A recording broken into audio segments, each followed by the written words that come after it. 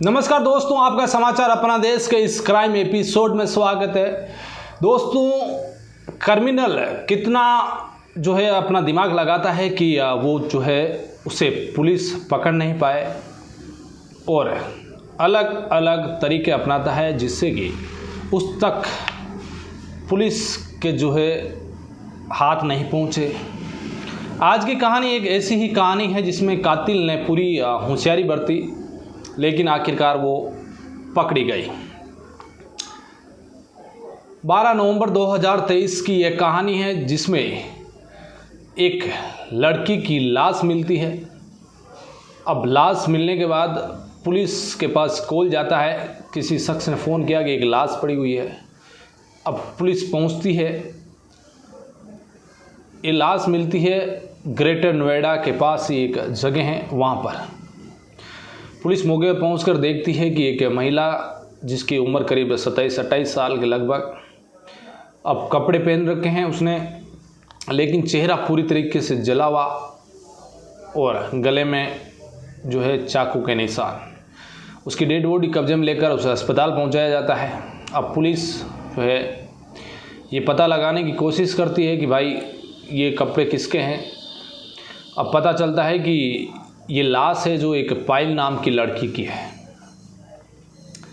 पायल के घर वालों को बुलाया जाता है। घर वालों ने शिकायत कर दी क्योंकि चेहरा पहचान में नहीं आ रहा था, लेकिन पायल जो है उसके हाथों में अंगूठियां वगैरह और कपड़े जो पहन रखे थे, सुबह घर से निकली थी, वही कपड़े हैं। तो घर वाले जो पायल है, अब उसके बारे में पता किया तो पायल के माँ बाप कुछ ही साल पहले उनकी जो है दोनों माँ बाप ने खुदकुशी कर ली। अब घर पर एक भाई शादीशुदा, ये खुदकुशी का पता किया कि भाई ये खुदकुशी क्यों की, तो पता चला कि जो माँ बाप थे वो कर्ज के तले दबे हुए थे। उनमें करीब 5 लाख के आसपास कोई पैसा मांग रहा था जो उसकी भाई की शादी में किसी बिचौलिए के दिए थे, यानी किसी बिचौलिए ने शादी करवाई और उन लोगों का जो है कर्जदार होने की वजह से वो कर्जा नहीं चुका पाए और दोनों माँ बाप ने जो है सुसाइड कर लिया। तभी अचानक पुलिस को पता चलता है कि पुलिस के पास एक कॉल आता है इसी ग्रेटर नोएडा इलाके से कि एक लड़की जो है घर से लापता हो गई। उसकी उम्र करीब 27-28 साल, जिसका नाम हेमा चौधरी। वो एक सिटी मॉल में काम करती थी, यानी कि एक मॉल में काम करती थी और इसी मॉल से वो जो है सिटी मॉल से सुबह निकली लेकिन गायब हो गई। यानी कि ये 12 नवंबर को ही जो है गायब हुई है। अब जो पुलिस है उसे को पता चलता है कि भाई घर से लापता है और 12 नवंबर को ही लापता है।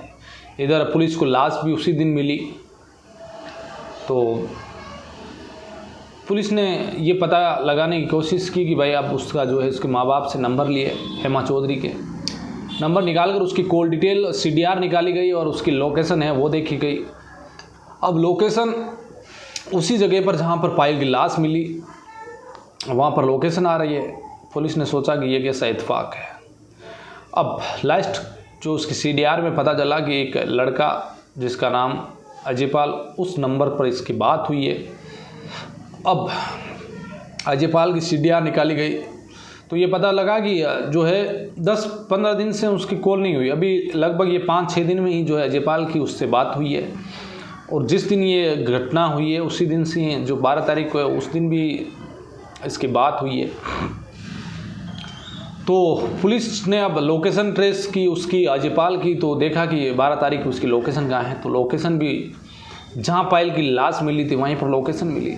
अब पुलिस ने कहा कि अब अजयपाल ही इसका मेन सूत्रधार है, लास्ट कॉल भी उससे हुई है। तो अब अजयपाल की पता किया कि भाई कहाँ का है और इस वक्त का है। तो पता चला कि अजयपाल जो है बुलंदशहर का रहने वाला है। अब पुलिस उसकी लोकेशन ट्रेस कर उसके घर पहुंची।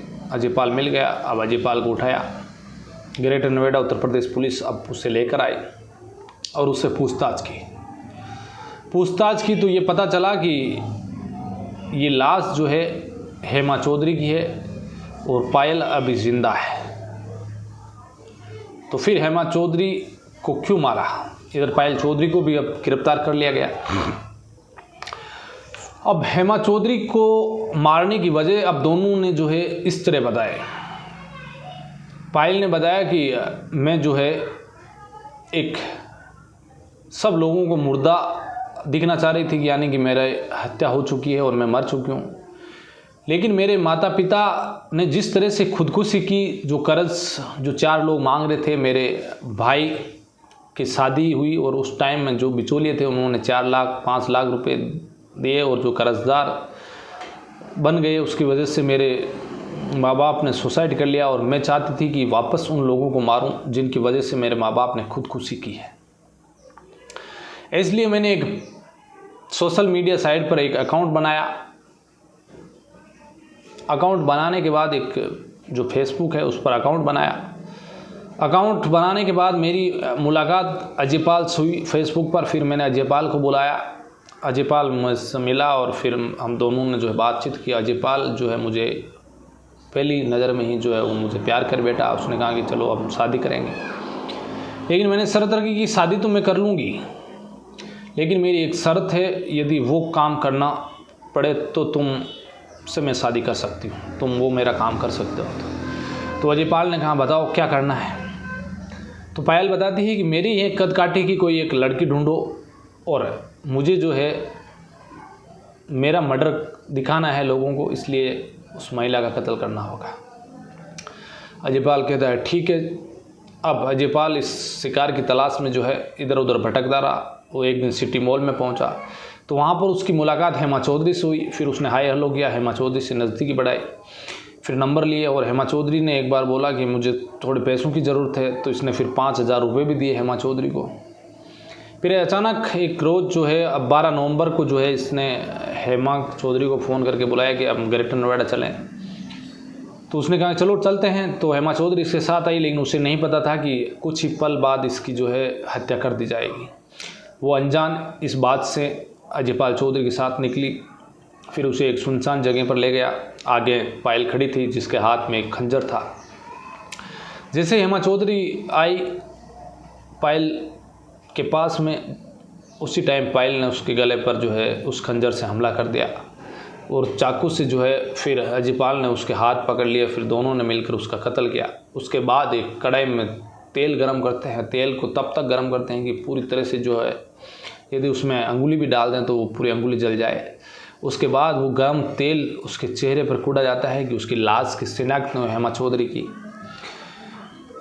इसके बाद उसे जो है वो चेहरा जलाने के बाद उसके कपड़े खोलती है और ख़ुद के कपड़े उतारती है, उसके कपड़े पहनाती है। इधर उन्होंने बताया कि फिर मेरी जो हाथ में जो अंगूठियाँ वगैरह थी वो उस हेमा चौधरी को पहनाई। फिर अजयपाल ने कहा कि मैंने तो मेरा वादा पूरा कर दिया। फिर पायल ने कहा चलो ठीक है भाई, मैं भी मेरा वादा करती हूँ। फिर ये दोनों जाते हैं और दोनों आर्य समाज में शादी कर लेते हैं। फिर पति पत्नी बन जाते हैं और फिर साथ रहना शुरू करते हैं। लेकिन देखिए शादी कर ली, उसके बाद में 19 तारीख को इनको गिरफ्तार कर लिया गया दोनों को, यानी कि कुल 7 दिन बाद ही दोनों पकड़े गए। लेकिन एक लड़की जो खुद को मर्द दिखाकर एक दूसरी महिला, जिस लड़की की हत्या की, जो महिला जो हेमा चौधरी, उसकी कोई गलती नहीं थी कि वो तो अनजान थी, लेकिन एक अपने स्वार्थ या उनका कत्ल करने के लिए। इधर पायल ने यह भी बताया कि मैंने जो है उन 4 शख्स की हत्या करने के लिए रिवॉल्वर तक खरीद ली थी कि उन्हें जो है गोली मारकर उनकी हत्या करूंगी। एक का नाम जो है सुनील था और उसकी भाभी जो ये बिचौलिया जो शादी करवाई, और एक जो है कोशिंदर और गोलू, ये 4 जने थे जिनका इनको कत्ल करना था। यानी कि यदि ये पकड़ी नहीं जाती तो फिर इन 4 लोगों का और कत्ल कर देती पायल के दिमाग में अपने माँ बाप के सुसाइड का जो बदला लेना था, यानी सुसाइड किया तो उन 4 लोगों से बदला लेने के लिए इसने जो है एक खौफनाक कहानी को अंजाम दिया। फिर उसने पूछा कि तुम्हारे दिमाग में ये आइडिया कहाँ से आया। तो उसने बताया कि मैंने जो है एक सीरीज़ देखी थी, जो एक पाकिस्तानी वेब सीरीज़ है जिसका नाम कबूल। उस कबूल में ही, मैंने तो देखी नहीं है लेकिन कहते हैं कि इसी प्रकार की कोई कहानी है, और उसे इसने आइडिया लेकर उसने खुद को मर्द दिखाने के लिए हेमा चौधरी का कत्ल किया। तो दोस्तों आज की कहानी में बस इतना ही। सावधान रहिए, क्राइम से बचिए। जय हिंद।